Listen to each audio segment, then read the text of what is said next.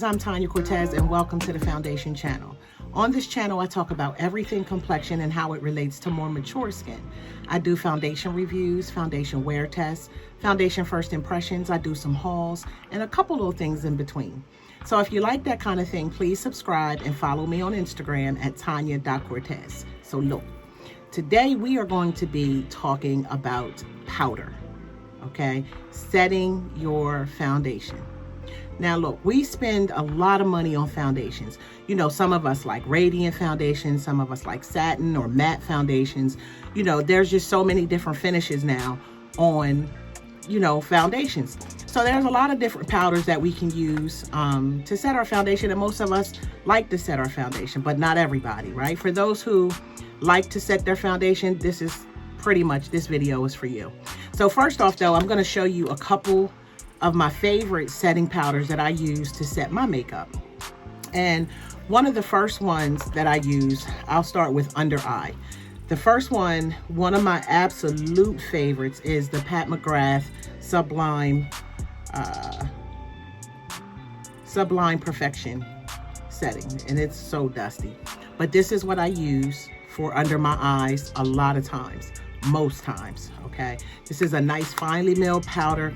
If you don't use a whole lot, you won't. If you have wrinkles and all that under your eyes, if you don't use a whole lot, this is one of those powders that will not sit in the wrinkles and make them look worse, okay? That's one of them. This one is a new powder that I just got that I absolutely love. And this is the Tatcha Silk Powder.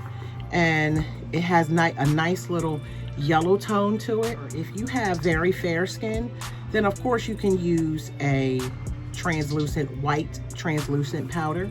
If you have more fair skin, if you have more deeper skin, you might want to try a powder that has more of this yellow tone to it. It'll give you a better look overall when you're putting it on top of your foundation. Not everything translucent is translucent for brown people, if that makes any sense. So that's one of the ones that I absolutely love. And then, believe it or not, guys, this is a drugstore powder, and it is from Milani. And this is what it looks like. And I use this as an all over powder. I know I said I was going to talk about the eyes first, but they're right in front of me, so I'm gonna just go in order. But this is a really nice powder. This is slept on. People don't really know too much about it, or I won't say know nothing about it, but they don't buy it often. You don't really hear too many people talking about it.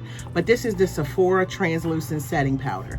And this has sort of a yellow hue to it as well. This is a nice powder. And guys, right now the spring sale is going on, and if you want to get this powder, all Sephora products are 30% off. So you might want to go ahead and grab some of this powder. Also, just so I'm gonna throw this out there, the Sephora Pro brushes are 30% off too. All Sephora products are 30% off. So I had to get me some of them brushes.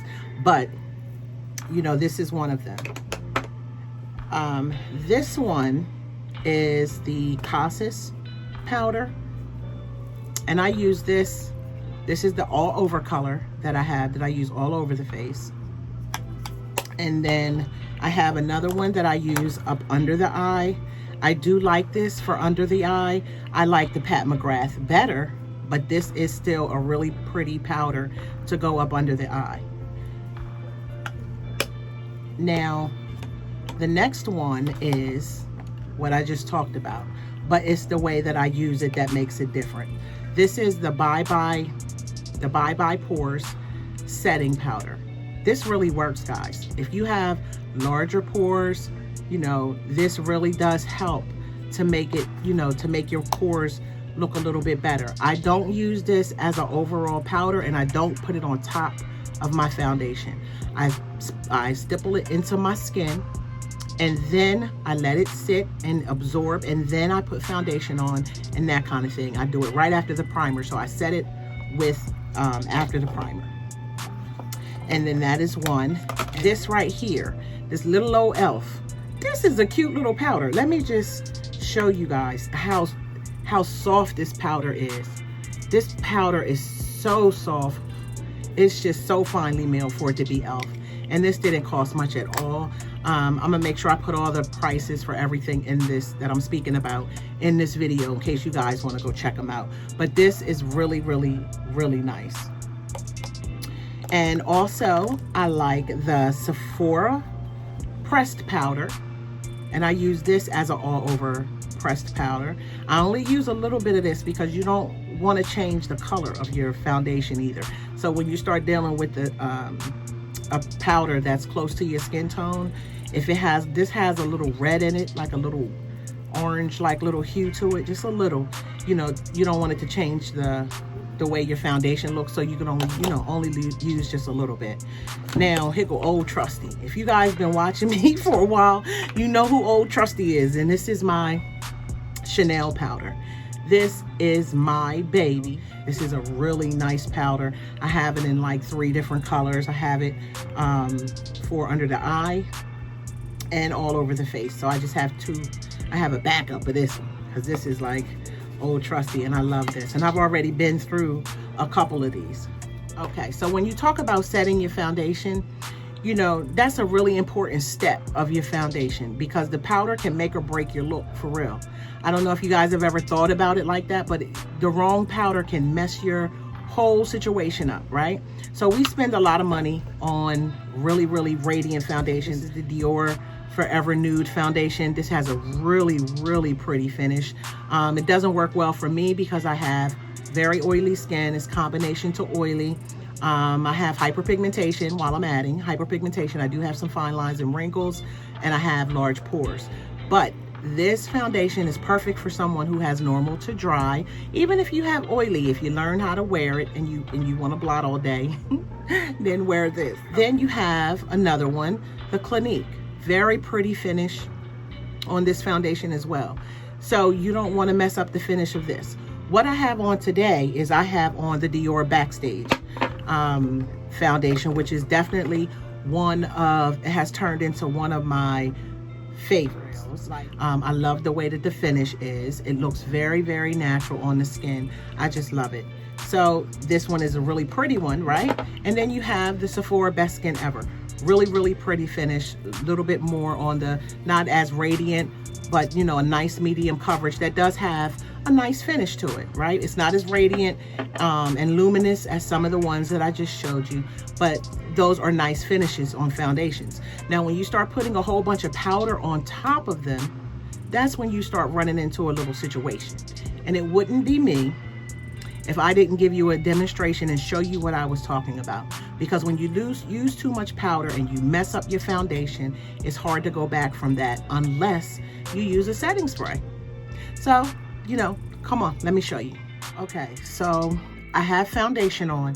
I have on the Dior Forever Natural Nude foundation, and it's really nice. So I wanted to give you guys an example with a nice finish foundation, not something too matte, not something too glowy, but just something that had a nice finish so that you guys could really see. Some people like to go this way, just this way, like this. You know, they don't like to set it. They want to just stay just like this, okay?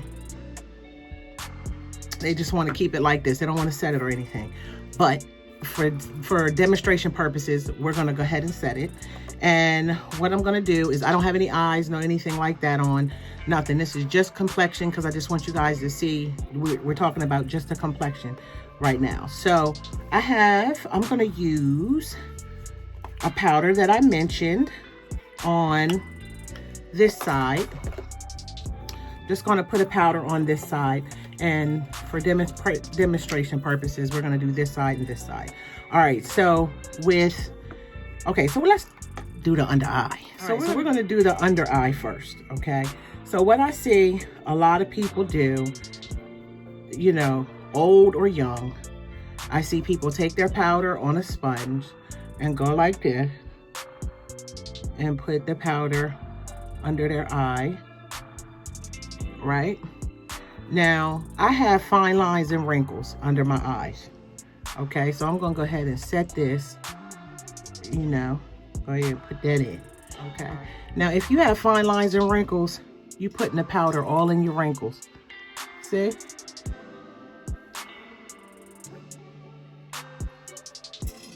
Okay, so you're just putting it right up in there. Now you see the difference from this eye to this eye, because this one was set, this one's not set yet. Okay, but I mean, I still have wrinkles, but this one is set. It looks nice and smooth, right? Okay, but look, it's in those fine lines.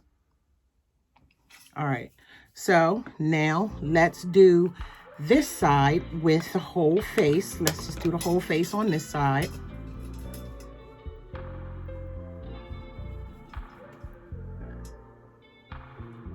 All right, so we're set on this side. Now see, you can see the difference. We're set here, and then you see the radiance still on this side. Okay, so now what we're going to do is the way that I would normally set my face. We're going to use the same powders. I'm going to set this eye.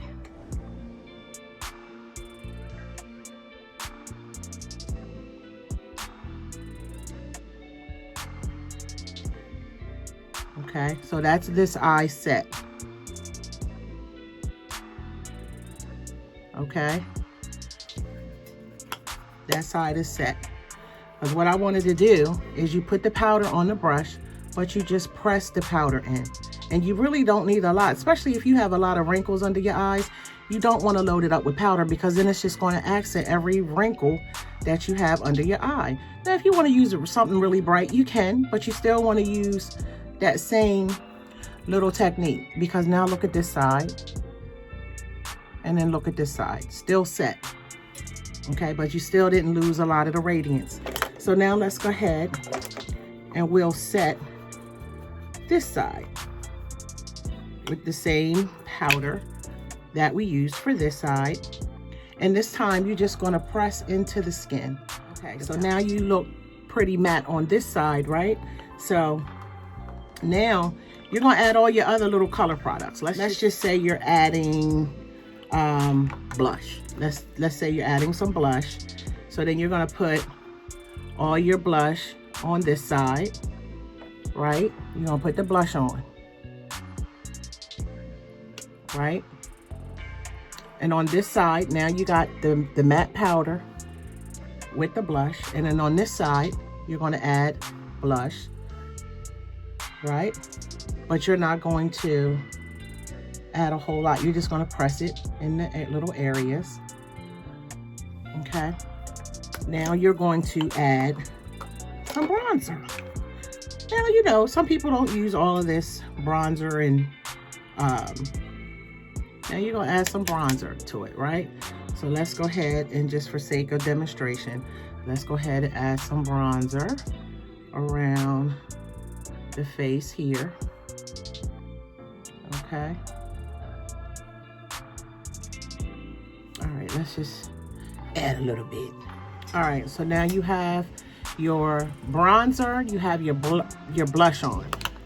So now you have all this powder on this side. Let me come close. You see all the powder? How it's just sitting on the surface there? And then you have this side that still looks nice and soft. So now look at the under eye. See how the under eye looks really, really creasy, and this side does not. I mean, you have lines under there, of course, but you can clearly see the difference.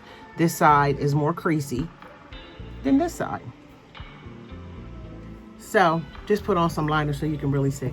But so there you go. If you're going to buy a radiant foundation, there's no sense in buying a radiant foundation if you're going to throw a whole bunch of powder on it, and then you won't see the radiance. You're going to have to use a setting spray, and at that point, is it the foundation that's showing the radiance, or is it the shine from the setting spray?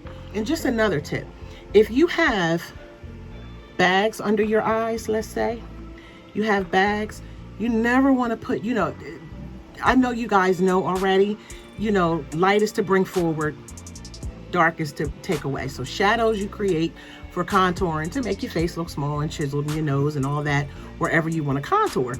But when you put on brightening under your eyes, you want that light to hit where you have the brightness, so you want to bring that forward. So if you have sunken eyes like me, I have mine are a little sunken here, that's, you know, you want to bring it forward. However, in those situations, if you have a bag, like say you have a bag here, right, you want to put, let me give you an example. Okay, so I'm gonna draw it on my face. All right, so let's say this is the bag under your eye, right? This is just a little tip. When you're putting on your brightener and all that kind of stuff and concealer, you don't want to put it on the bag itself, because the shadow is what's creating the bag. Of course, it might be, you know, baggy up in here, but the actual shadow here is making the bag. So what you want to do, instead of putting, you want to put the concealer where the bag is. So you want to put it right here. So when you put all that brightener and everything on top of a bag, then it just brings it forward. So if you got bags under your eyes, do you really want to bring that forward? So let's just put a whole bunch of powder under here, and let's so-called bake.